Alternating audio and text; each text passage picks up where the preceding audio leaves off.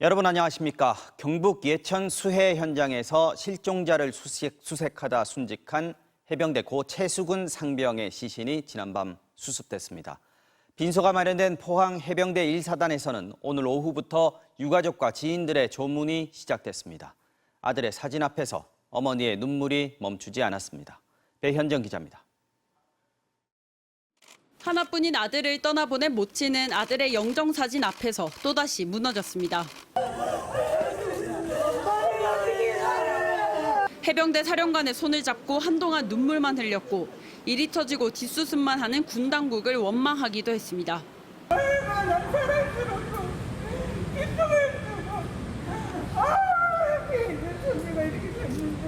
시험관 시술에 몇 번이나 실패하고 10년 만에 얻은 유일한 아들.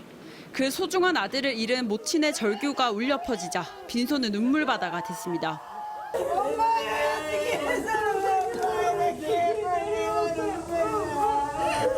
포항 해병대 1사단 김대식관, 고 최수근 상병의 빈소가 마련되자 최 상병을 기리는 조문객들의 발길이 이어졌습니다. 올해 20살인 최 상병은 해병대 1사단 포병대대 소속으로 2달 전 신병 수료식을 치러 더욱 안타까움을 더하고 있습니다.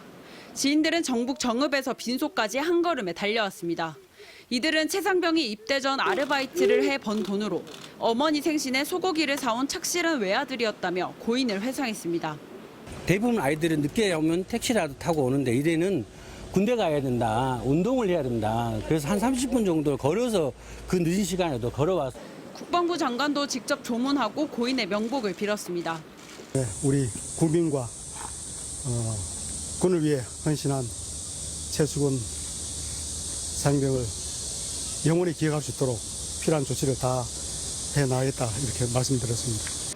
국방부는 고 최수근 일병을 상병으로 추서했습니다. 연결식은 오는 22일 오전 9시 해병대 1사단에서 엄수된 뒤 유엔의 화장을 거쳐 국립임실 호국원에 안치됩니다. 고 최수근 상병은 실종 14시간 만인 어젯밤 11시쯤 실종 지점 400m 하류에서 발견됐고 전우들의 경례를 받으며 해병대 헬기로 포항 해군병원으로 이송됐습니다. MBC 뉴스 배현정입니다. 해병대는 당시 장병들에게 구명조끼를 지급하지 않은 것은 잘못이었다면서 사과했습니다. 해병대 측은 수색 작업 전에 현장의 위험성을 따져봤고 안전 대책도 세웠다고 밝혔는데요. 하지만 지역 주민들은 사고 지점이 평소에도 물살이 센 곳이었는데 해병대 측이 현장의 위험성을 사전에 제대로 파악하지 못한 것 같다고 지적했습니다. 이덕영 기자가 취재했습니다. 해병대는 먼저 고 최수근 상병의 유족에게 고개를 숙였습니다. 순직한 해병대원의 명복을 빌며 유족 여러분께도 깊은 위로와 사과의 말씀을 드립니다. 수색 작업을 벌이던 장병들에게 구명조끼를 지급하지 않았던 것에 대해서도 뒤늦게 부적절했다고 인정했습니다. 구명조끼는 하천변 수색 참가자들에게 지급이 안 됐습니다. 당시 상황을 고려한다면 구명조끼를 착용하는 것이 맞다고 봅니다. 장병들이 왜 구명조끼도 없이 물에 잠기면 빠져나오기 어려운 장화를 신고 현장에 투입됐는지, 기본적인 매뉴얼은 있는지에 대한 질문에는 매뉴얼을 갖추고 있다면서도 그 내용을 공개하진 않았습니다. 그러면서 장병들을 수색 작업에 투입하기 전 안전대책을 세웠고 현장에서의 위험성에 대한 판단도 사전에 마쳤다고 밝혔습니다. 하지만 현장을 지켜본 주민의 말은 다릅니다. 사고가 난 지점은 폭이 좁고 바닥이 깊어 평소에도 사고가 자주 났던 곳이란 겁니다.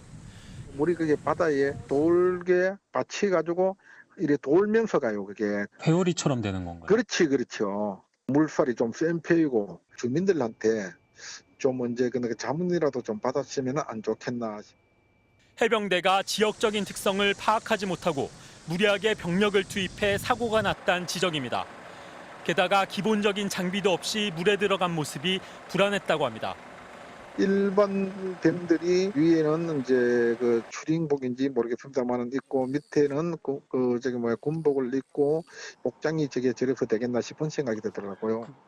해병대는 소방당국이 현장에서 인간띠 형태의 하천변 수색을 중단해달라고 요구했고 이를 해병대가 묵살했다는 의혹에 대해선 현장 지휘관 등을 상대로 사실관계를 확인해보겠다고 밝혔습니다. MBC 뉴스 이덕영입니다. 태풍, 폭우, 산불, 그리고 대형 사고. 재난과 재해 현장에선 어김없이 우리 군 장병들이 큰 힘이 돼줬습니다. 하지만 이번 사고가 발생하면서 군인이 과연 소모품인가? 10,000원짜리 구명조끼 하나 못 입는 게 말이 되냐는 비난이 쏟아지고 있습니다.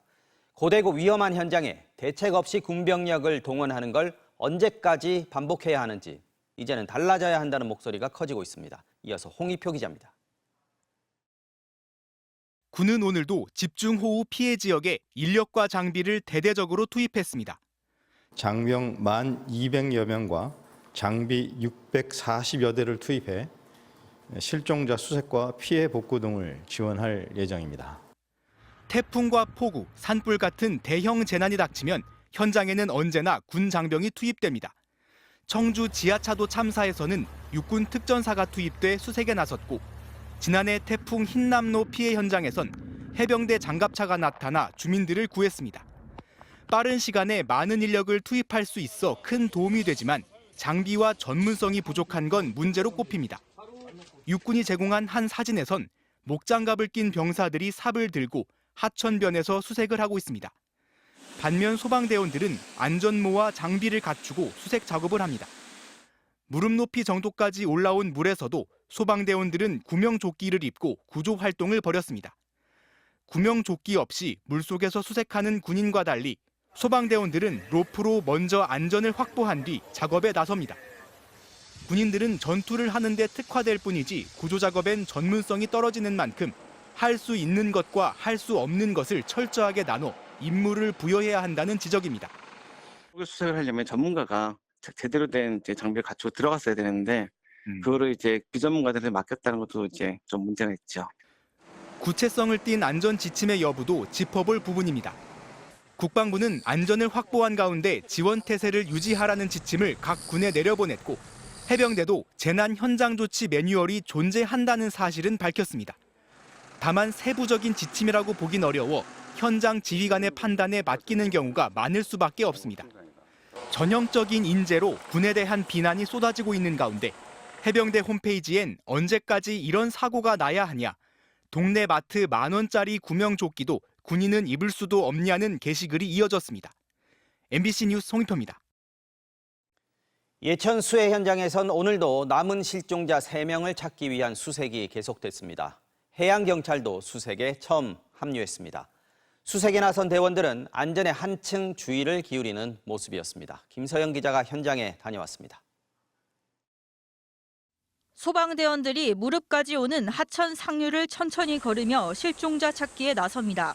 모두 잠수복과 구명조끼를 갖춰 입었습니다. 조심스럽게 한 발씩 내딛지만 물은 탁하고 물살은 여전히 거칩니다. 육군 병사들은 물가와 거리를 둔 채 하천변을 따라 이동하면서 수색에 나섭니다. 폭염에 지친 장병들이 차량으로 이동하는 장면도 눈에 띄었습니다. 수색 현장 곳곳에서 안전에 주의를 기울이는 모습이 역력합니다. 장애물을 제거하는 과정에서 좀 안전사고가 우려되는 상황으로 우리 대원들은 안전장구를 철저히 착용하고 안전지도하에서 그렇게 철저하게 작업을 하고 있습니다. 수상 인명구조 전문인 해양경찰도 오늘 처음 실종자 수색에 투입됐습니다. 비가 그치며 하천 수위가 낮아져 보트를 띄우기도 쉽지 않은 여건입니다. 아쉽게도 오늘 실종자 수색은 성과 없이 마무리됐습니다. 현재 남은 실종자는 모두 3명입니다. 2명은 산사태 토사에 휩쓸렸고 1명은 하천 급류에 휘말렸습니다. 수색 당국은 3명 모두 실종 지점 하류 내성천까지 흘러왔을 가능성을 높게 보지만 매몰 의심 지점에 대해서도 수색을 벌이고 있습니다. 의심 나는 데는 지금 다 했는데 수색을 다 했는데 여기만 지금 못했거든요. 요거하고 요 모래 때문에 빨리 그 시신을 찾고 안정을 찾아야. 오늘 하루 고 최수근 상병 애도 기간을 가진 해병대는 내일 다시 현장에 투입되지만 실종자 수색 대신 피해 복구 작업에만 참여할 예정입니다. MBC 뉴스 김서연입니다. 복구 작업도 본격적으로 진행되고 있습니다. 중장비로 쌓인 흙더미를 치우고 막힌 물길을 뚫는 등 복구 작업에 속도를 내고 있지만 피해가 워낙 커서 도무지 작업의 끝이 보이지 않습니다. 이 와중에 주말에 또 큰 비가 예보돼 있어서 주민들 걱정이 태산입니다. 재은유 기자가 취재했습니다. 산사태가 덮친 경북 예천군 감천면. 마을 곳곳엔 산사태가 휩쓸고 간 상처가 여전합니다. 급한 대로 지방까지 밀려 들어온 흙더미와 바위를 집 밖으로 밀어냈더니 집 주변을 둘러싼 커다란 울타리가 생겨났습니다. 여건이 된다면 이 흙더미들을 마을 밖으로 치워야 하지만 아직 엄두도 못 내고 있습니다. 이곳으로 밀려온 토사는 제 키보다 훨씬 높이 차올랐었는데요. 닷새째 진행된 복구 작업으로 어느 정도 정리가 됐지만 마당엔 여전히 가재 도구와 바위들이 쌓여 있습니다. 90대 노모와 함께 살던 김동환 씨의 집을 들어가 봤습니다. 쌓여있던 흙을 치웠더니 골조와 벽만 남은 집이 드러났습니다. 가전제품은 물론이고 생활도구까지 전부 다 새로 마련해야 하는 상황. 예측이 이제 농촌에서 쓸 수 있는 품은 그거 다 있었고요. 근데 이게 그래서 물이 내려오는 인해서 이게 한 번에 이게 다 셀리나간 거예요. 가재 도구 이거는 이제 다 남았고. 과수원으로 가봤습니다. 6,600제곱미터가 넘는 이곳에 사과나무가 가득했었습니다. 누가 얘기해주지 않는다면 이곳이 과수원이었다는 걸 짐작조차 하기 어렵게 변했습니다. 장병들과 자원봉사자들의 도움으로 복구 작업이 계속되고 있지만 아직 마을 밖까진 복구할 엄두를 못 내고 있습니다. 복구한다 해도 어떻게 농사를 다시 시작할 수 있을지 막막한 상황입니다. 수일 내로 회복이 돼야만이 또 다음 농사도 또 준비가 되고 그래야 되는데 언제나 되겠어. 답답한 심정이지. 이번 주말에 다시 비가 온다는 예보가 나온 상황.